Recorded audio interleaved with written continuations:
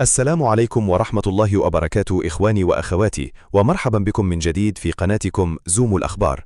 قبل أن نبدأ، أتوجه إليكم بجزيل الشكر لكل من يساند القناة بالاشتراك والإعجاب والتعليق. دعمكم هو الدافع الحقيقي للاستمرار وتقديم آخر الأخبار والمستجدات بأسلوب مختصر وواضح.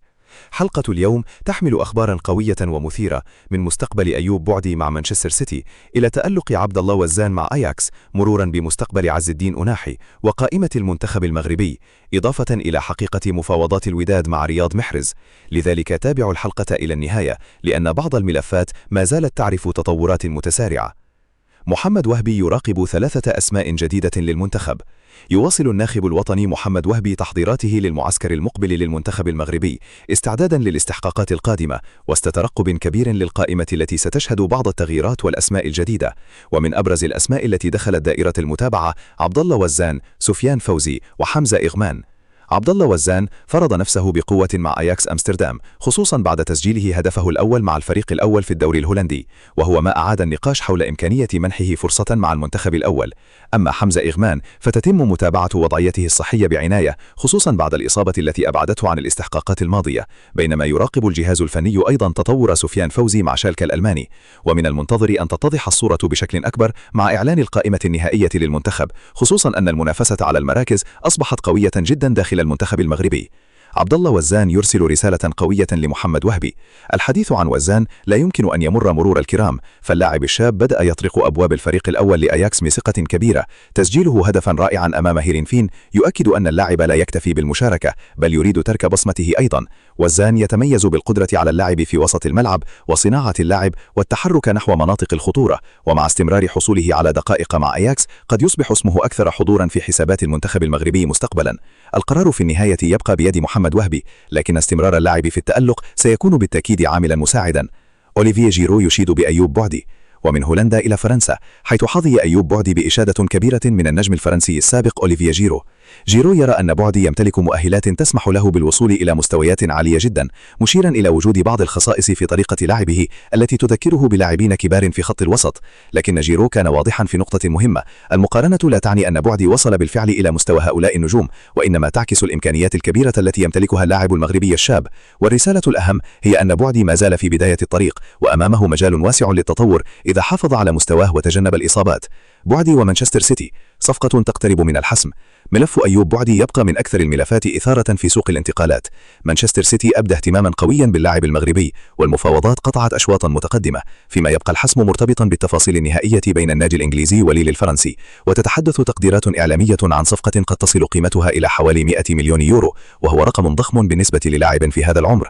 وفي حال تمت الصفقة فسيكون بعدي أمام واحدة من أكبر القفزات في مسيرته، خصوصا إذا أصبح جزءا من مشروع نادي مانشستر سيتي. لكن يجب التأكيد أن الإعلان الرسمي هو الفيصل إلى حين اكتمال جميع الإجراءات والتفاصيل. أناحي بين أياكس والبريمير ليج والدوري السعودي. مستقبل عز الدين أناحي بدوره يزداد إثارة.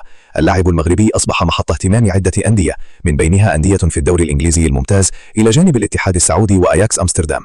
أياكس يبدو من الأسماء التي عادت بقوة إلى السباق، خاصة مع وجود معرفة سابقة داخل النادي بإمكانيات اللاعب، في وقت يبحث فيه أناحي عن مشروع رياضي يعيد إليه الاستقرار والتألق. ويبقى القرار النهائي مرتبطا بالعرض الأفضل من الناحية الرياضية والمالية، إضافة إلى مدى قدرة النادي الجديد على منحه دورا مهما. حقيقة اقتراب ديشان من تدريب الجزائر. وفي خبر آخر أثار جدلا واسعا، انتشرت أخبار تتحدث عن إمكانية تولي ديديه ديشان تدريب المنتخب الجزائري، لكن إلى حدود المعطيات المتداولة لا يوجد إعلان رسمي يؤكد وجود اتفاق بين الطرفين، وبالتالي يجب التعامل مع هذه الأخبار بحذر، خصوصا أن اسم ديشان كبير جدا، وأي خطوة رسمية من هذا النوع ستكون محل متابعة إعلامية واسعة. حكيم زياش ورسالة جديدة بشأن غزة.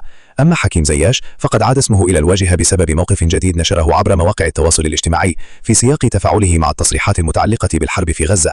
زياش معروف بمواقفه الداعمة للقضية الفلسطينية، وقد سبق له التعبير عن مواقفه بشكل علني في أكثر من مناسبة، ومثل هذه المواقف عادة ما تحظى بتفاعل واسع من الجماهير، خصوصا أن زياش يعتبر من أبرز اللاعبين المغاربة الذين تحدثوا بشكل صريح عن القضية الفلسطينية.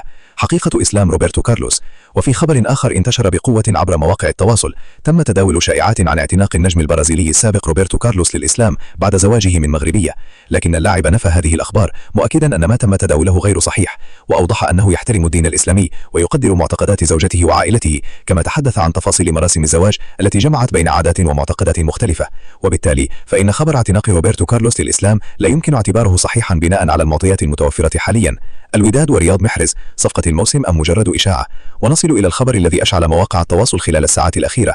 هل فعلا الوداد الرياضي يريد التعاقد مع النجم الجزائري رياض محرز؟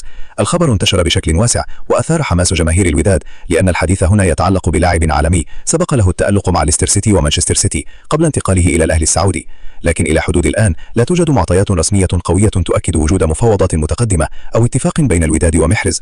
لذلك يجب التفريق بين الخبر المتداول وبين الصفقة الرسمية. وفي حال نجح الوداد فعلا في جلب لاعب بحجم محرز إلى البطولة المغربية، فستكون الصفقة واحدة من أكبر المفاجآت في تاريخ الكرة المغربية، وستمنح الدورية الوطنية دفعة إعلامية وجماهيرية هائلة. لكن في الوقت الحالي تبقى المسألة في إطار الأخبار المتداولة إلى حين ظهور مصدر رسمي أو تقرير موثوق يؤكد وجود مفاوضات حقيقية. كلمة أخيرة إخواني، هذه كانت أبرز المستجدات التي تهم الكرة المغربية والمنتخب الوطني، من تحركات محمد وهبي إلى تألق عبد الله وزان ومستقبل أيوب بعدي وأناحي، وصولا إلى الجدل الكبير حول رياض محرز والوداد. الأيام المقبلة قد تحمل أخبارا أكثر إثارة، خصوصا مع اقتراب نهاية فترة الانتقالات، ولذلك سنبقى معكم لمتابعة كل جديد أولا بأول. إذا أعجبكم المحتوى لا تنسوا دعم القناة بالاشتراك وتفعيل الجرس والضغط على زر الإعجاب وكتابة رأيكم في التعليقات. هل تتوقعون انتقال رياض محرز إلى الوداد؟ وهل يستحق عبد الله وزان فرصة مع المنتخب المغربي؟ شكرا لكم على المتابعة، ودمتم دائما في رعاية الله، وإلى حلقة جديدة.